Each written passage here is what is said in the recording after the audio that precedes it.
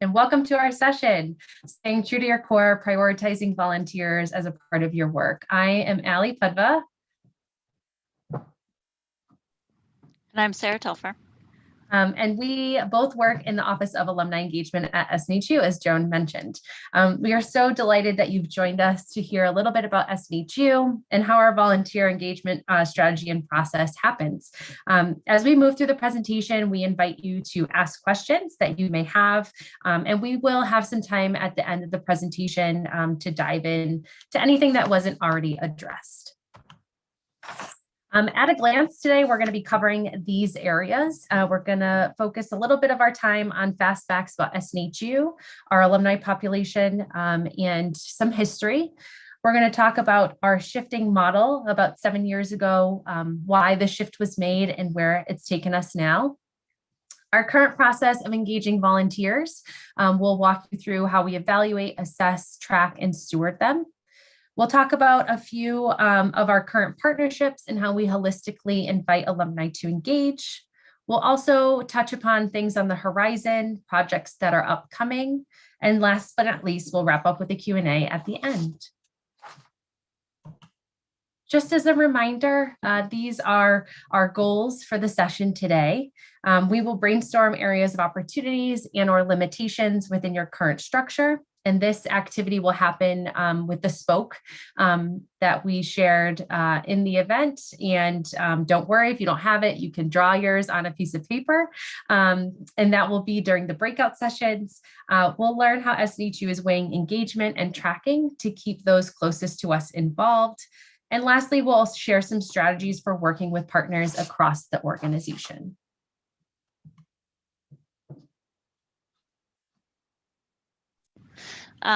So again, thank you so much for joining us today. We're just going to start off by giving you, some of you may be very familiar with SNHU, others may not. So we thought we would start out by laying a little bit of a framework about who we are and where we have come from in the scope of things. So SNHU was founded in 1932, and it began as a two-room business school in downtown Manchester, New Hampshire. The non-traditional learner has always been a part of our student body and our focus as an institution, and that has continued and includes service members and veterans as part of our work. In the 1960s, SNHU saw a lot of growth in terms of the students that it was serving and prompted the relocation to our current campus-based location, still remaining in Manchester, New Hampshire. From there, we have seen obviously continued growth. SNHU always dabbled in distance learning and online education, but in the early 2000s, New Hampshire College, there are several name changes that occurred over time, but New Hampshire College at the time became Southern New Hampshire University, and we really recommitted to distance and online education as a strategy to increase access to educational opportunities. And so from there, by 2017, SNHU was offering more than 200 academic programs and serving more than 85,000 students at that time. It is no surprise. I think many of us have seen a lot of shift and change throughout the pandemic. We'll talk a little bit more about that as we move through the rest of our presentation. But over the course of this last year, SNHU has really recommitted and has been moving through some transformation work to try to continue to make our programs more accessible and affordable for students. And so to date, we figured we'd give you a quick little glimpse in terms of what our alumni numbers look like, as well as what some of our volunteers who they are and what they look like in addition. So as of right now, we have more than 155,000 alumni. So that would be the population that our team is responsible for working with. Many of them hold more than one degree from SNHU. We were in a meeting today, and I think we landed on like 10% of our alumni population have more than one credential, which I think speaks volumes about the commitment to SNHU and also the strengths of some of our programs. just this month, we'll be graduating more than 40,000 alumni as we move through kind of the May commencement experience for folks. So as part of this, I think it's really important to realize, and I'll talk a little bit more about this specifically, but more than half of our alumni population have graduated in the last 10 years. And so it's a group of folks who predominantly have moved through the online curriculum, are very familiar with technology and different access points. And so that's where we are focusing some of our time and energy and efforts in terms of this like large group of folks.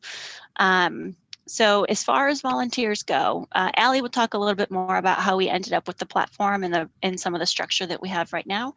But we've got almost 5,000 alumni who have indicated volunteer interests of some type with us and with the university, and just under 2,000 have volunteered with us in the last 7 years. And so this was an effort that we really started about 7 years ago, and we've continued to see growth and change as we've worked through this process. We did want to highlight just a couple of the areas that folks have indicated interest in volunteering, because this is where we spend a lot of our time. So these top 5 areas: contributing to SNHU publications, that really translates to allowing folks to share their story. I'm sure most of you experience the same.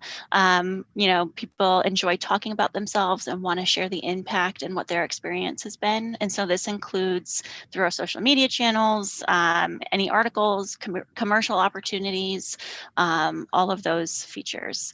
Our biggest bucket of volunteer interest tends to be around career support efforts. And so alumni are really wanting to figure out a strategy to give back to students to help them be successful in whatever their next steps are going to be. And so that includes things like mentoring and career coaching, and also some of our career programs, which can include things like mock interviews, informational interviews, some of our hiring fairs and things along those lines. We have lots of opportunities for alumni to be event speakers or panelists. Sometimes this includes in classrooms, sometimes this is passion projects, and some of it is industry expertise. And then we also find that many of our alumni are interested in trying to figure out how to have be involved in a leadership position. And so that includes things like joining our alumni board or helping to lead some of our regional communities. And then just really quickly, we have alumni all over the world. So we just pulled out a graphic that really is highlighting the footprint in the United States, where we see some of our alumni come through. It is no surprise that there is a large cluster in the New England area, but you will see that we have kind of as you go along the coast, that's where we find some of our biggest buckets of both, you know, alumni and students, online students, but also where we have some of the bulk of our volunteers. In terms of a global perspective, we have alumni in 324 countries. Some of those top countries include Malaysia, Rwanda, Vietnam, Thailand, and Canada. And so when we talk about how we are engaging some of these volunteers, it is both in a sort of virtual or remote capacity, but also some of our in-person opportunities that exist or have existed historically. We would love to find out a little bit more about you. So we are going to move into a poll. And so we're just curious about outside of the pandemic. So during a typical year, how many volunteers are you managing at a distance?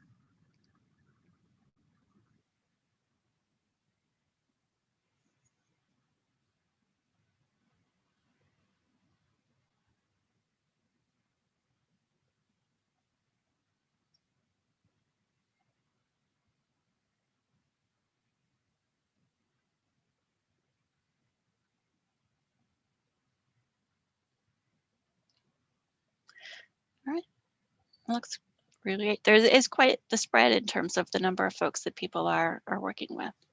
So thank you very much.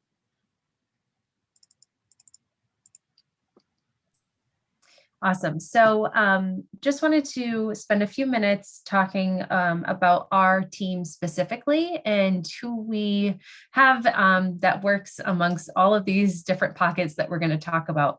But most institutions of higher education have very large advancement teams where we have just under 30 folks that make it all happen. As Sara mentioned, the university has been going through some transformation right now. And so that ultimately has shifted some of our colleagues in where they report, as you'll see in the graph, right, some dotted lines, some arrows, where that structure used to all report up through one space. It's kind of horizontal and looks a little bit differently now.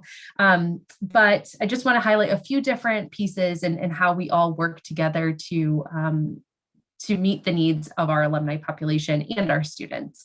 So we have a development and annual giving team that works with corporate sponsors, fundraising, major gifts, annual giving. Advancement services team works to maintain our database, pull list requests, manage stewardship, donor relations, and more. Our advancement communication team works to keep our alumni close and connected to us and us to them as well through newsletters, print media, social media, and our alumni engagement team, which is our part of the puzzle. We have direct engagement with alumni, donors, and volunteers. And all while we have a small and mighty team, right? Like we are able to do so much with who we have in our group. So just curious, actually, sorry about that. So we do have another poll. I was just making sure we had another poll.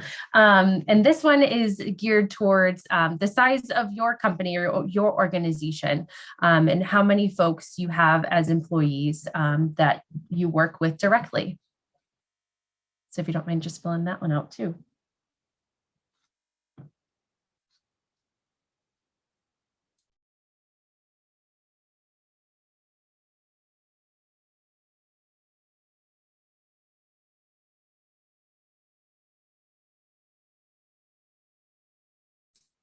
Awesome. So yeah, across the board again, it seems like, but yeah, a bigger percentage this time around with 20 plus employees, which is very similar, obviously, right? All focusing on different things, but with the same mission and goals, which is great. So although we have a small and mighty team, I just wanted to highlight our shift in the model about 7 years ago and how we currently move through our process for volunteers. So really this stemmed from two specific pieces of feedback. The first being the only time I hear from you is when you're asking for money. And the second is that alumni really wanting to connect more with students and the student experience. In turn, right, like shifting this model in which we merged with the career development team, which had, as Sara mentioned, right, like a direct impact on how many volunteers, right, have raised their hand for the career development volunteer opportunities and gave more opportunities for alumni to have a deep and connected, powerful experience with students specifically. Right. And so working with this infrastructure, we've been working with this for a while. We don't necessarily have the budget to find other spaces to move all this data. And so we work with what we have, and that is Razor's Edge and BBNC. I think our data and team has really played an important part of all of this in finding ways to manipulate the systems and also find spaces that we can try new things. And so this year we've been using Qualtrics in a variety of different ways to work with our partners and get the data faster and more efficiently. So then we can move the dial on projects a lot quicker and ultimately always returning that data back into our database, but finding ways where we can try new things. And if it doesn't work, that's fine. But realizing that we have a limited capacity with our systems. Probably most of you can identify with this and really trying to make the best of what we have. I will say too that in this shift with the Board of Trustees really agreeing on identifying the volunteer dollar exchange is a key priority of how we are tracking this information. And so we now capture their hours, the volunteer hours in Raiser's Edge in terms of the dollar amounts. And so it has a huge impact on right, a larger emphasis on volunteering. And also as we see year over year, we can identify how many hours and also what does that contribute to time and money, so we can report those facts. I think at the core, something that hasn't changed since the transition is that our engagement is centered around our volunteers. It's the root of how we do things. It is really just the crux and the core of how we move through our engagement, whether it's with our partners, with our students, with scholarships, whatever that looks like. It is so deeply ingrained in our history and where we continue to grow.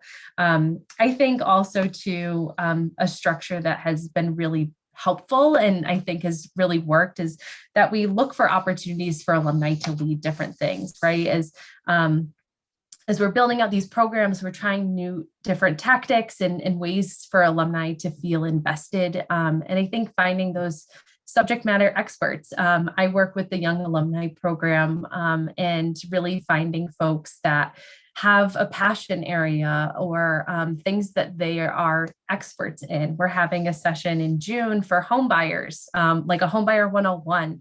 And I don't have the knowledge or the experience in that area, but we certainly have alumni that do. And so making sure that they are always a piece of the puzzle and that we find opportunities that directly align with their goals and how they want to engage with the university. Going with the shift of the model, we did surveying and asking questions to our alumni about what they might be interested in doing. And so as you can see in the graph, this is a culmination of those responses as well as what our partners were interested in seeing too and some of the needs they had, right? So looking at our regional communities, leading one of those, mentoring a student through our platform Wiser, donating to scholarships, or sharing their story in a variety of different ways. This is kind of just like the general buckets, but knowing that there's so much more our volunteers are engaged in, but ways that we can assess, evaluate, track, and measure some of these pieces. And we find that alumni and volunteers in general are always willing to give their time and energy as long as it fits into their schedule.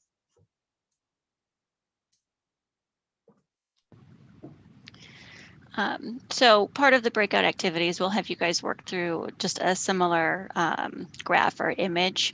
But because Allie highlighted the work with some of our partners, we thought we would talk a little bit about that just before we dive into that breakout session.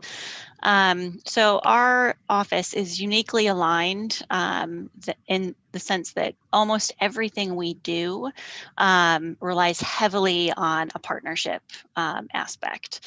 And so, so we have worked really, really hard at developing these relationships across the university. And so, like I said, I'm just going to highlight a couple of them. We could talk about this probably all day long. But in terms of how we're doing work and how we have landed on what some of these partnerships could look like. So we're starting out with our Office of Online Engagement. So the way SNHU is structured, we have a team of folks who work with specifically our online students, and they run what they would call like a virtual student union. So this is a space where students can have access to clubs. There's peer mentors. It's an opportunity to stay connected in this virtual space. And so they actually were in pretty good shape as we entered into the pandemic in terms of trying to keep folks connected and engaged in that way because they'd already had that system built out. And so I referenced earlier when we looked at the map where our alumni population lands unsurprisingly correlates with where we have online students. And so a few years ago, we made an intentional connection point with these partners to really take a look at where we can collaborate and work on projects together, both in terms of, there's some time savings involved, right? If you're sort of working towards the same pieces, why run two separate programs? There is some cost savings, so we can split like in terms of travel and who's going where, back when we could travel. And then also sort of leveraging our alumni volunteers in some of their conference opportunities and as guest speakers. And so what we have found has been a really robust collaboration in terms of meeting those goals and those needs.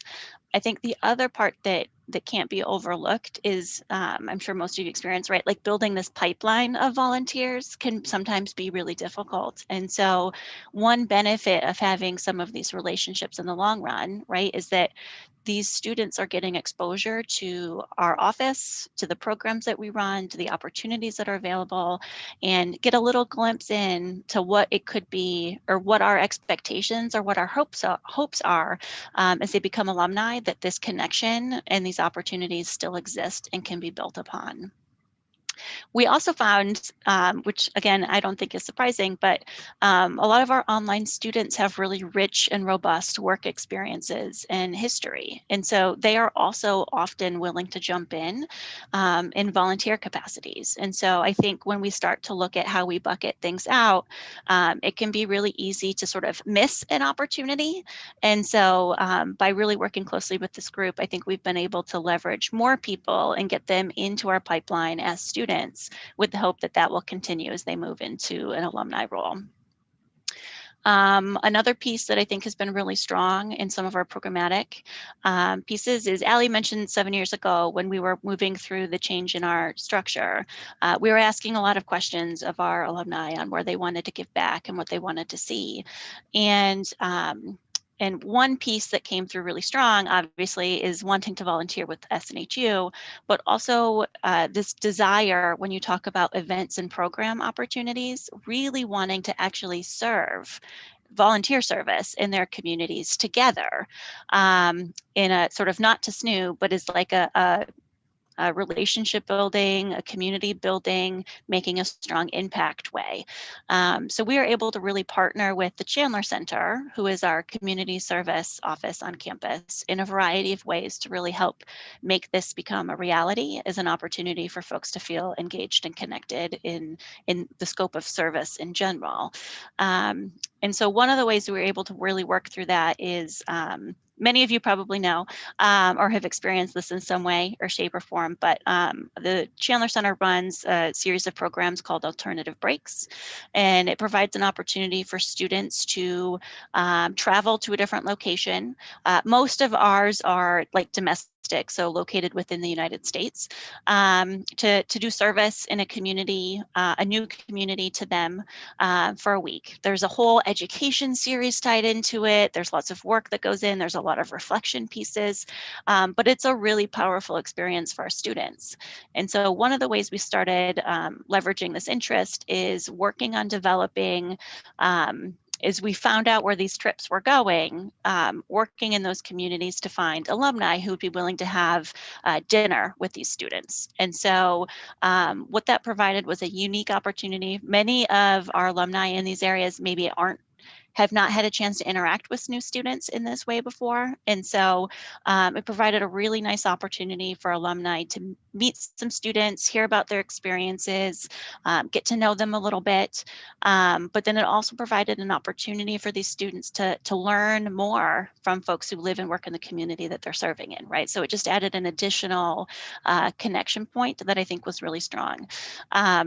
When we get in a situation, and it's worked out a couple of times, we've actually been able to have some of these alumni be able to serve with the students at their community partner site as well.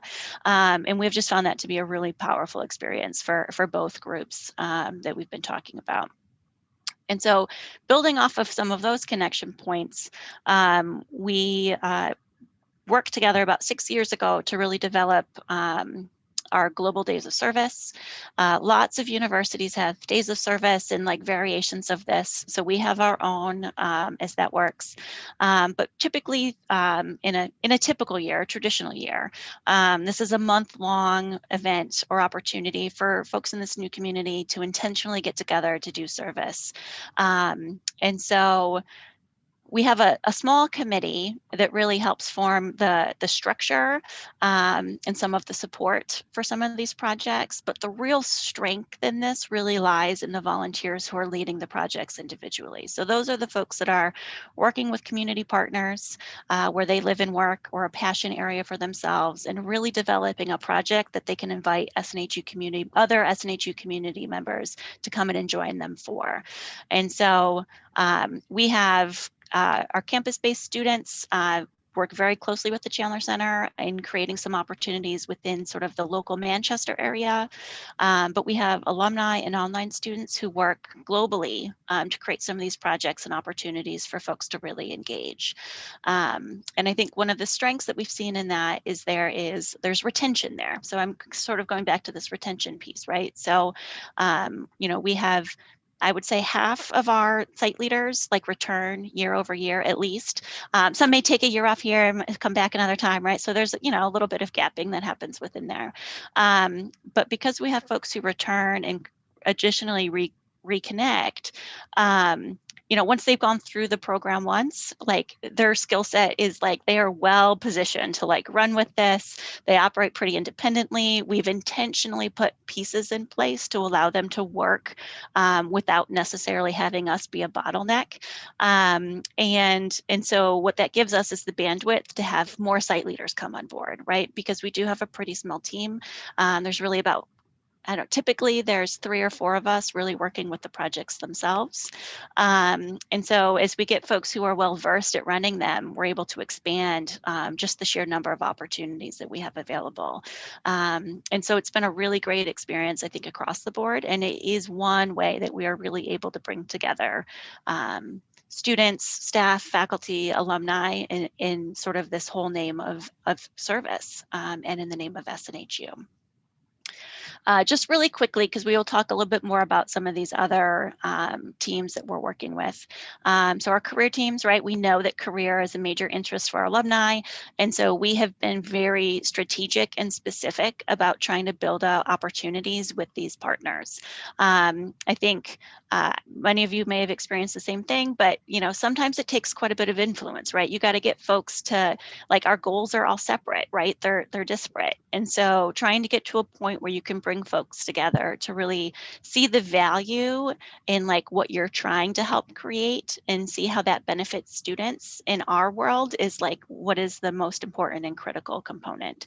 And so we have worked very closely with our campus career-based team, and we've learned some really wonderful lessons. And we are really hoping that we'll be able to translate some of those experiences to working more closely with some of our online career folks, which is obviously our largest base of students is in that online space as it exists right now. And then academic programs. And so many students, as they move through a program, have developed really close ties with their faculty instructors or staff that they've worked with throughout their time. And so we make a point of trying to get in front of some of these partners to let them know how we can help them be successful in the work that they're doing. And so we do help source for class speakers and projects and things along those lines. But we also know that there's a lot of that work that goes on that we don't know about. And so we have positioned ourselves to really try not to be gatekeepers in terms of access and information, but really try to leverage the folks that we know and collect that information on the back end to make sure that we can properly re-engage some of these alumni and also steward them to make sure that they know that the university really does appreciate all that they are offering.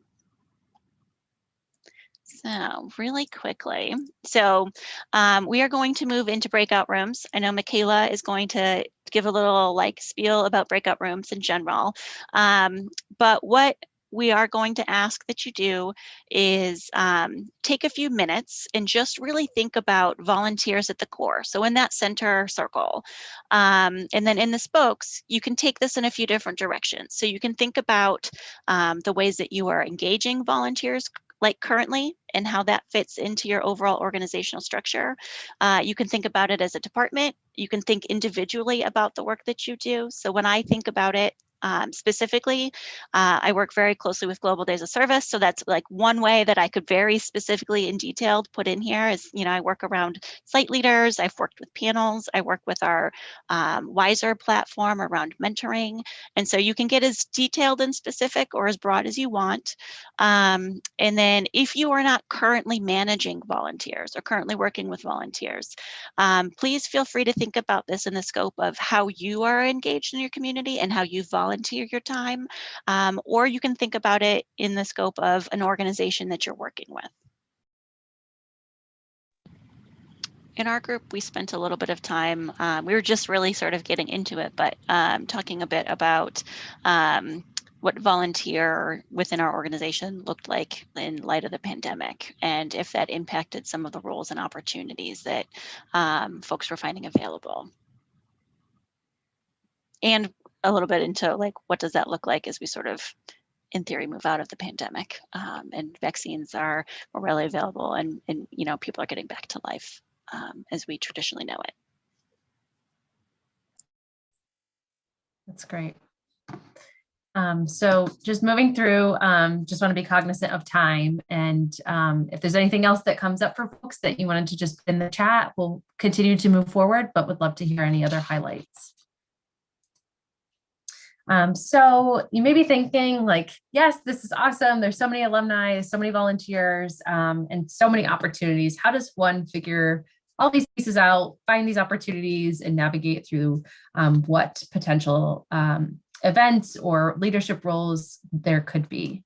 And so we are specifically just going to touch upon how folks come to this and really thinking through how important our communications team really is to our work. We wouldn't be able to do what we do if we didn't have them on our team, on our side, to be able to talk about these opportunities, get the word out, and share these opportunities. One piece that I do want to mention is our new grad email series that goes out, as well as our new grad mailer, which folks that are graduating really get some high level ideas of how they can engage, what opportunities are out there for them, and how they can create a profile. On the left-hand side of the screen, you'll see what our alumni and friends online community looks like, and the login that is shown. They kind of, in those emails and the mailers, get a step-by-step process on how to create that. And that next slide that I'm going to move to shows what it looks like for folks when they identify certain features. But really putting the onus on them to create their profile, identify ways that they want to engage, whether that's through events or volunteer opportunities, but really that's their space to update, which also means that sometimes we don't have the most accurate data, which is also a hurdle to get through, but it's fine because sometimes we get it in other ways. And I will just mention that we have about 15,000 alumni who do have profiles created. Obviously, that's a smaller chunk of like the bigger population of our alumni, but really great for those who have gone ahead and identified their information as well as their interests.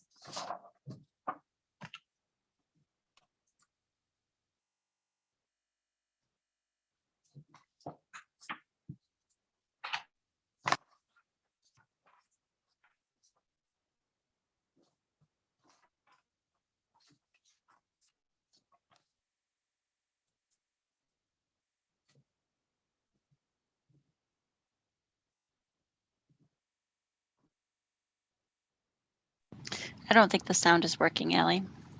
Oh, really? Yeah. Let me take my headphones out and try it again. For this section, you can see that there are volunteer and event interests. Folks can come into their profiles at any time and update this information. It in turn gets pushed through our Razor's Edge platform, in which this information is highlighted in their profiles. So we can pull information on if somebody is interested in hosting an event and get those individuals in a query and then follow up with those specific folks. Or if somebody's interested in attending homecoming or reunions, we can do targeted outreach that way as well. This is all person-based, and so depending on what their interests are, they can identify these things. Sometimes in conversations, we have, discussions about volunteer opportunities, and we can, on the back end, add those pieces. Additionally, you'll see the communication preferences below, which has opt-in and opt-out features. And so folks similarly can come down to this section and adjust their information as they see fit. Sorry about that beforehand. Basically, all I was saying, the part that you missed was really that above these two sections are more personal information pieces around career, employment information, which at any time they can go in there and adjust. All right, we're going to talk a little bit now about how we evaluate some of the opportunities, assess some fit pieces, track, and then steward our volunteers. And so we have the ability, I'm sure as most of you do, to both query or search through our alumni database to find folks who are interested and or might be interested in certain opportunities that we offer. And so we rely heavily on our data team to help us sort through some of that information. And so we can look at like physical location, we can look at volunteer interest, we can look at event interest, we can look at majors, when they graduated, if they open their email, so if they're opening their email, it means more likely they'll see our invitations and opportunities to participate. And so that really helps us target and narrow in on the pool of folks that we plan to work most heavily with. A few pieces that we are like in further development on. And so since we've had this structure in place a little bit more, and we actually had some staff turnover in the middle of some of the pandemic pieces, so we're now fully operating at a full staff again of 5 on our team. And so we have started conversations and strategies, and this helps us sort of evaluate where volunteer interests are. As people indicate that they want to volunteer or that they're interested in engaging with us, setting up some phone calls and outreach strategies to really touch base with them, to find out a little bit more information about their interests. And we really are trying to pride ourselves on making things feel really personal, because I think that's what it is, right? So folks want to give back and be engaged with organizations that really see them and value like their input and the time that they're giving. And so we're starting to make some efforts in terms of trying to make that more personal again. We also have evaluate sort of our overall bucket. So Allie mentioned earlier today that she really works with some of our young alumni programs, and that is because we started to see trends, right? We were seeing an uptick in the number of folks who are in our system that are under the age of 30 and graduated like within the last 10 years, right? And so trying to create these unique targeted opportunities for folks to come together has been really key. That also has allowed us to leverage some of these young volunteers in very specific targeted ways that they seem to really be responding well to and are enjoying that extra connection piece. As we do start to set up some of our new opportunities, we're starting to dabble a little bit more with some of our online career colleagues.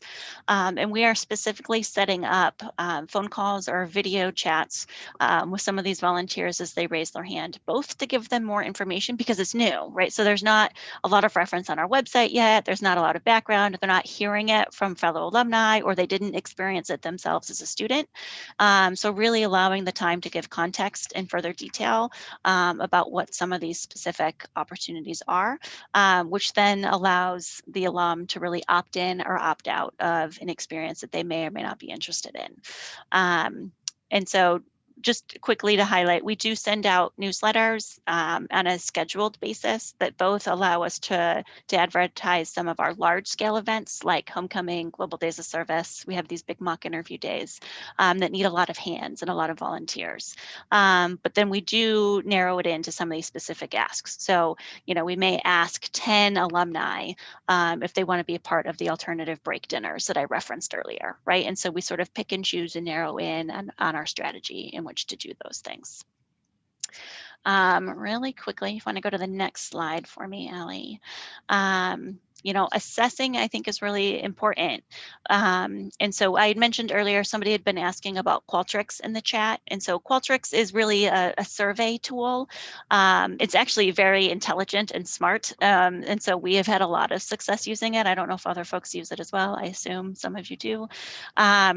But you can set up mailings and lists and automatic reminders and all sorts of like fun and interesting features in there. But we use it most heavily for some of our survey pieces. So at the end of events, at the end of programs, at the end of volunteer jobs, allowing folks space to give us feedback. We've been doing similar models for the past few years. And so we are able to look at year-over-year trends in terms of really evaluating if things are the right fit, if the experiences are being positive, and it also allows us a chance to follow up, right? So I think we've all had to have those hard conversations with volunteers in the past too about like maybe something's no longer a fit or expectation wasn't met.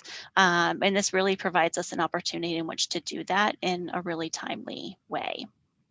And we do a lot of follow-up. So generally we don't have like commitment issues. So if a volunteer raises their hand to volunteer, in general, they will be there. So we don't see a lot of turnover in terms of no-shows or anything around our volunteer asks. But we do specific follow-up around folks who don't show, for the most part, to check in, make sure we didn't miss anything, right? That there wasn't a mishap in communications or conversation, but then to also try to get them re-engaged as quickly as possible, because we all know, especially in the last year, there's been lots of things that have come up that has maybe derailed people's original plans and intent, but wanting to make sure that folks still feel good about that experience. Awesome. So tracking, this is really data heavy, but I think really important. So in our office, we have monthly volunteer spreadsheets that are Excel sheets. It's something, that we track that's either organized by us or we get information from a faculty member or a department that said, hey, we had X, Y, and Z come and speak to our class. And then we ask more details about how many hours, do you have any updated contact information? Because all of that will get tracked in this one Excel that we submit monthly to our data team, which in turn goes into the database. And so really important data to see, one, who we're engaging, and two, right, like, are there new data points that we don't necessarily have in the system, right? Whether that's interest areas or data around their employment, or just, right, like upkeeping with all of the pieces that amplify their profile to be even more robust than it probably is.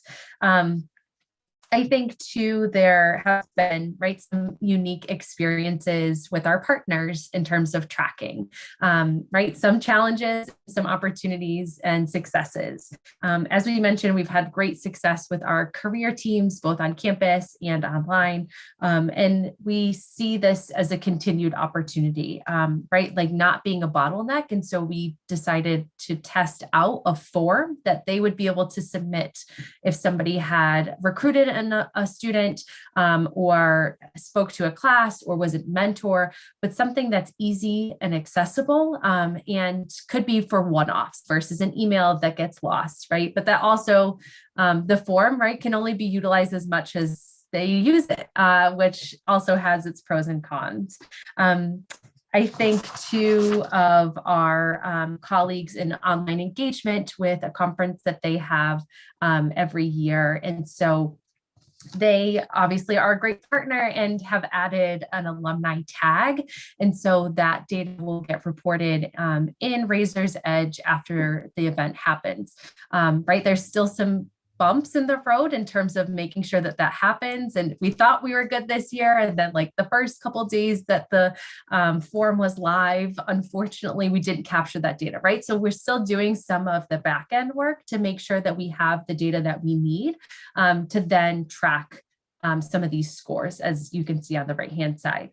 Additionally, our conversations, whether that's in person or over the phone or email, right? All of those pieces are so important to have in somebody's record, good, bad, indifferent, unhappy, successful, whatever that looks like. So if Sara goes into somebody's profile, she could see who was the last person to touch base. Was it successful? Did you send an email and nobody responded, or was it positive and now you're thinking about the next opportunity for them? I think too about, right, like just difficult conversations that we sometimes have had with volunteers about assessing and evaluating a fit for a role, right? I think of our volunteers as a continuum in that, right, like at this moment in time, it may make sense to do 3 events a year, volunteer for that. Or I am so busy, I can't even think about doing something else except for my day-to-day, right? And understanding that it just may be, an easier out just to say like, this isn't going to work for me, but like, think of me in a couple months when things may settle down. So even those types of conversations are critical to understand an alum's and a volunteer's profile and how they want to continue to engage. And just quickly, our engagement scores are another way that we track volunteers and alumni overall. So Connect is how folks are connecting with us, whether that's on social, opening emails, so on and so forth. Our Go is events, even virtual. We're still tracking this. Help is volunteering, and giving of financial resources. It's happening on a quarterly basis for us that these numbers are getting adjusted and added. It is very manual that our data team does this, but it's really helpful for us to kind of see how, right, these buckets are interchangeable and also fluid, right? That one person may be doing all of these things. And also it's helpful in our evaluation process, as Sara mentioned, to pull some of those queries and quick lists. If we're looking for somebody in Atlanta and we're pulling a list, we're like, ooh, this person hasn't engaged in any of these categories, it's probably unlikely that they will engage. It's not a definite no, but if we have somebody with an engagement score of 14, 15, 100 plus, it is more likely that they will say yes. And so there's, pros and cons to reaching out to that super volunteer and also trying to discover and cultivate somebody new. So I'm just going to show another quick video. Hopefully everyone can hear this.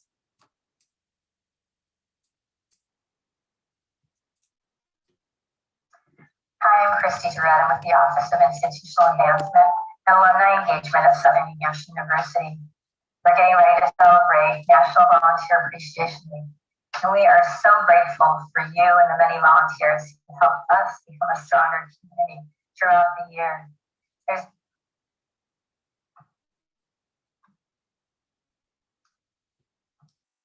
So this is just a quick stewardship video that our AVP of our division put together, Christy, for National Volunteer Week using the platform ThankView.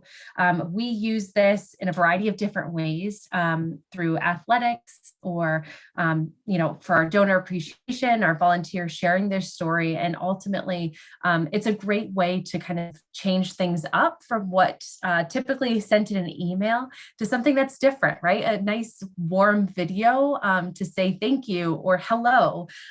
We use this for requests too that come through for, right, like we just did commencement videos. And so it's an easy upload for folks too. And then you can share it, you can reply, you can, I think there's a share my story piece to this as well. So it's a great tool that we use. also in accompaniment with right, the emails and the thank you notes that we do send to our volunteers after an event. And these are just a few more recognition pieces that happen.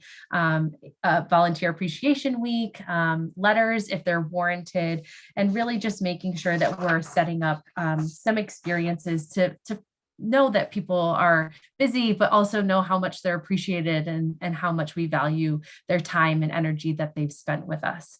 And I just want to give one quick example of an alum who has randomly gave throughout the years, and recently gave to an emergency fund, which we title it as a sponsored scholarship.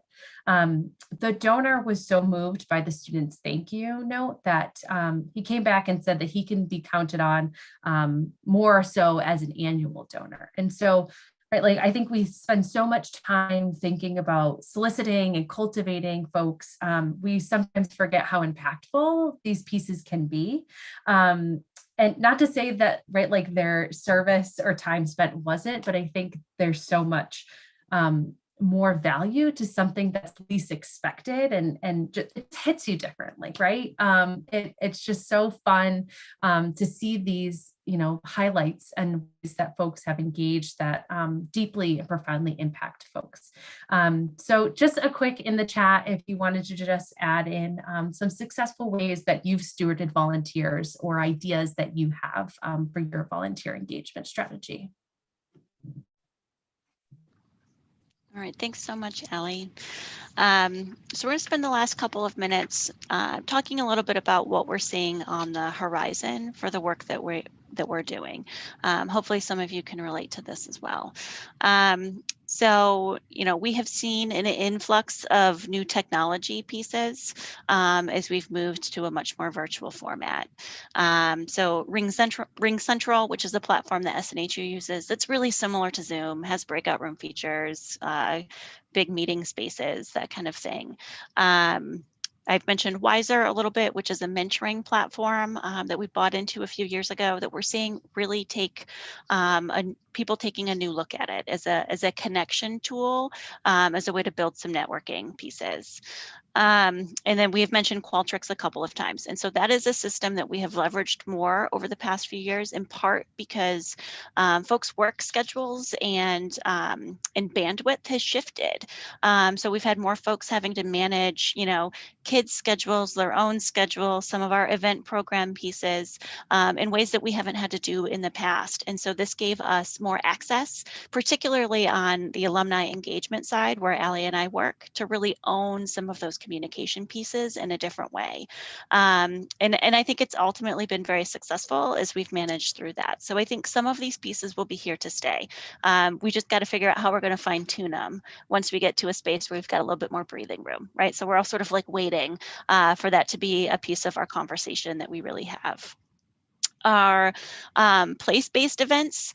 So over the years, we've always offered a mix of virtual or at a distance event opportunities.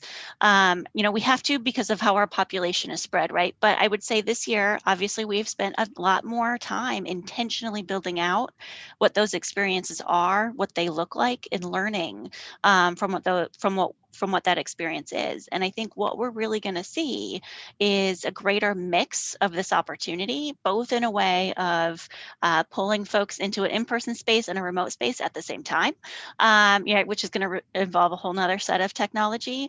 But I think it's hard to offer this type of access and then take it back, right? So we've got to really think through how we're going to balance what some of these opportunities are and how we really build them out. One quick example is we do these mock interview days with our career team on campus. And typically it involves volunteers committing to a half a day or a full day. They have to drive to campus. They have to, take time off of work to do it. And it's a well-run program. Like the volunteers love the experience. The students get a lot from it. But since all of our students were working remotely this year, we were able to shift that event into an online space. And what we saw, right, was we didn't have to ask people to commit to a half day. So we asked for 2-hour blocks, which allowed folks to more easily fit that into their workday. We weren't limited by location for where our volunteers were coming from. And so we saw volunteers from all over raise their hand to be a part of that process. Our students in their feedback said that they were more confident and more comfortable meeting in this online space versus being in this huge space and huge room with a bunch of other people kind of milling around trying to figure out what those next connection points are. And so that is an event that, like, we only shifted because we had to, but in light of doing that, I think we found a whole new way of operating that program, and it's here to stay. Like, that's the way we're going to run that opportunity moving forward. So it was a really heavy lift on the front end, but I think the payoff on the back end really worked in our favor. And then one other last piece that we are starting to work on is trying to give more information and help to our colleagues who maybe don't work with volunteers the same way we do, in terms of a toolkit or some guidance on best practices. As we've seen more of our partners within the university doing outreach, it's becoming critically important that folks are intentionally communicating, intentionally building out these experiences, and then intentionally stewarding these volunteers in the long run.